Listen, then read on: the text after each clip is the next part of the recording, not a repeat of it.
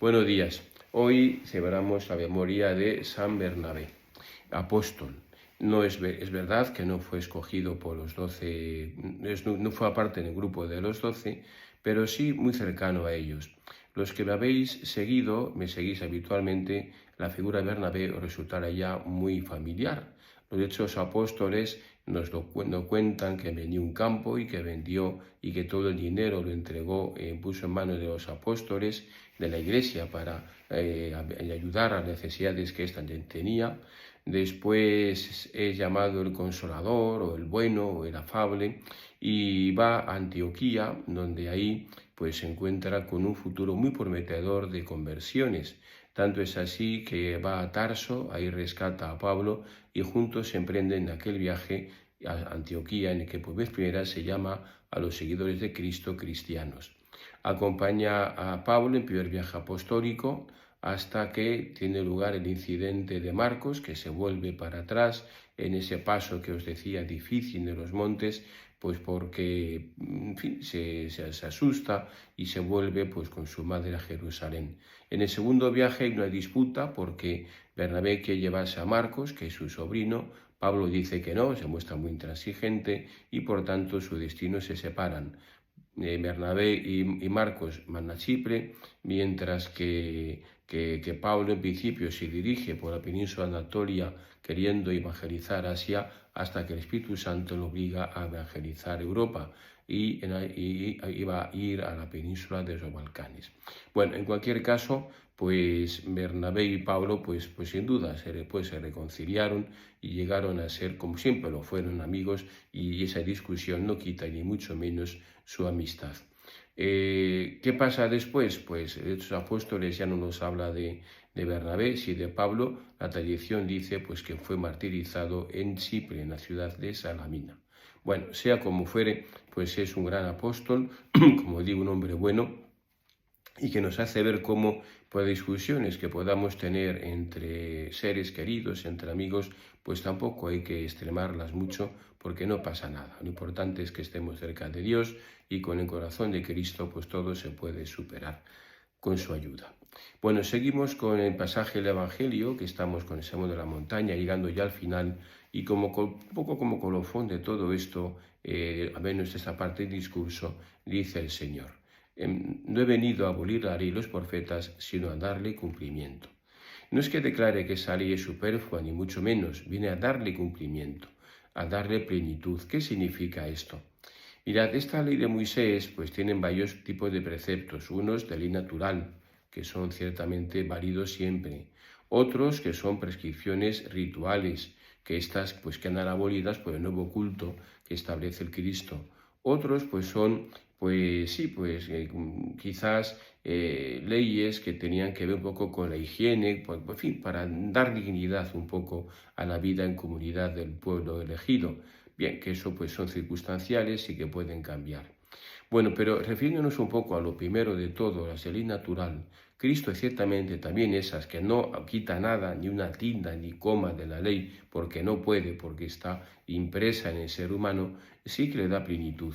¿Qué quiere decir eso? Pues que va más allá de lo que la ley natural dice para darle la plenitud del amor. Es decir, si el Señor dijo, pues habéis dicho que os dijo, no matarás, pero yo os digo, y así pues va pasando y lo veremos con cada uno de los mandamientos. El Señor lo lleva a plenitud, porque la ley de Cristo es la ley del amor. Mirad, cabe un peligro en todo esto del cumplimiento de la ley, y es que nos quedemos, como decía el Beato Álvaro, en un cumplimiento, es decir, en un mero cumplir, y miento porque mi corazón está lejos de lo que cumplo. Ese mero cumplimiento externo de la ley, pues es algo que mata la ley y nos mata a nosotros mismos. Es un voluntarismo que acabaría desquiciándonos por completo, porque seríamos dos personas, la que cumple y luego nuestro corazón que está muy lejos de todo eso. Lo que les pasa a los fariseos, que cumplen ritualmente todo, externamente cumplen todo, pero no han llegado al núcleo, a la esencia, al corazón de la ley, que la ignoran, que no es otra cosa sino la misericordia, el amor. Por eso, mucho cuidado con quedarnos con el mero cumplimiento. A veces mucha gente pregunta, ¿verdad? Bueno, ¿esto es pecado mortal o es pecado venial?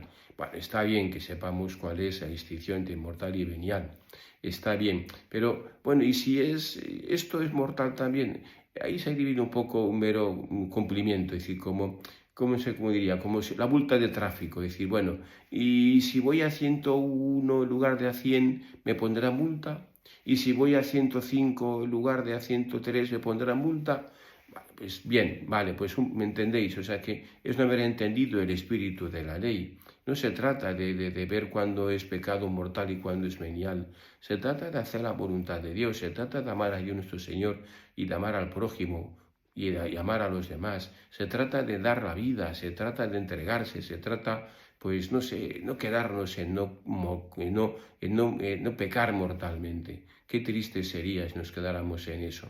Nuestro corazón estaría seco, la ley sería un mero cumplimiento que se nos impone sin estar convencidos de que estamos optando por el bien, y antes o después acabaremos, pues yo diría que trascendiendo la ley, porque la veremos como una cosa que nos mata, que nos soyuzga, que nos impide ser libres, porque en el fondo no hemos asumido que ahí está la bondad, ahí está el bien. No hemos asumido que tenemos que hacer las cosas porque me da la gana, no hacer lo que me da la gana, sino hacer las cosas porque me da la gana, es decir, porque sale de mí, porque quiero, no porque me lo impongan, sino porque quiero. Ciertamente es una imposición, pero esa posición, si entiendo el por qué, lo amo.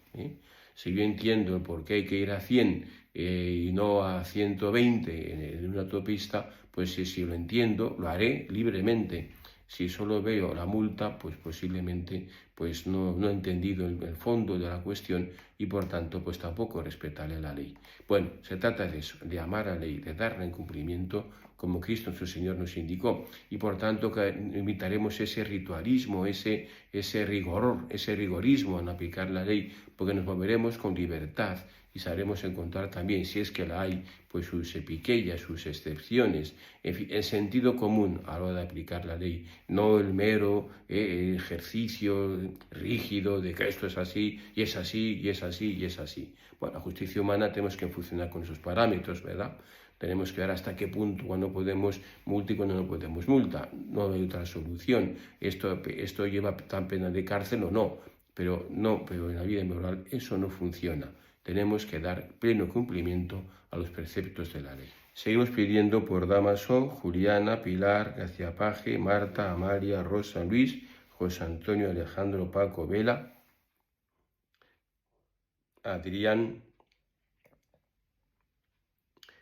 Chacre, Clara, Cristina, Carmen, Pedro, Adriana, Clementina, Angelita, Esther, Berta, María, Noelia, Eliseo, Fanny, Arancha, Antonio, Alfredo, Manuela, Raúl, Ángel, Pedro, Gregorio, Alonso, Esperanza, Ana Patricia, Jaime, Ignacio, María Ignacia, Luis, María, Javier, Paco, Juan José, Piedad, Pilar, Estrella, Marta, Carla, Iván, Gabriel, Lucía, Sofía, Juanmi, Conchi, Jesús, Juan Ramón, Pedro, Merche, Ana Patricia, Omayún, Rosa Mari, Juanjo, Miguel Ángel, Aurelia, Lourdes, y seguimos pidiendo por Alberto.